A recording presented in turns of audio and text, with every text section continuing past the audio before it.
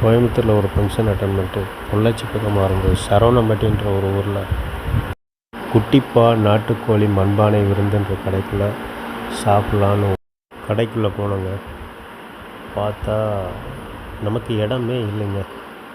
சரி என்னடா பண்ணலான்னு பார்த்தா உள்ளே போய் பார்த்தா நம்ம ஃபேமிலி கரெக்டாக இடத்த பிடிச்சி ரெடியாக உட்காந்துருக்காங்கங்க.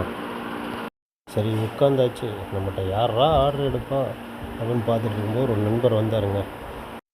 சிக்கன் பிரியாணி இருக்குது, பள்ளிப்பாளையம் இருக்குது, ஆசாரி வறுவல் இருக்குது எல்லாம் சொன்னாருங்க. ஆர்டர் சொல்லி முடித்த அடுத்த 5வது நிமிஷம் டேபிளில் எல்லாம் ரெடியாக வந்துருச்சுங்க. சரிடா எப்படா வரும்னு எதிர்பார்ப்போம், கொஞ்சம் லேட் ஆகுமோ அப்படின்னு நினைக்கும்போது அடுத்து இன்னொரு நண்பர் சிக்கன் பிரியாணி 3 கொண்டாந்து கரெக்டாக வச்சுட்டாருங்க.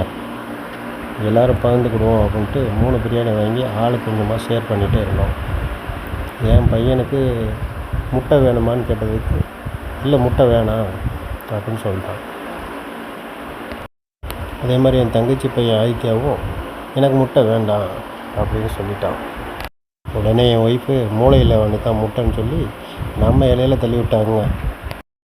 பிரியாணிக்கு தயிர் வெங்காயமும் சிக்கன் குழம்பும் கொண்டாந்து வச்சாங்க.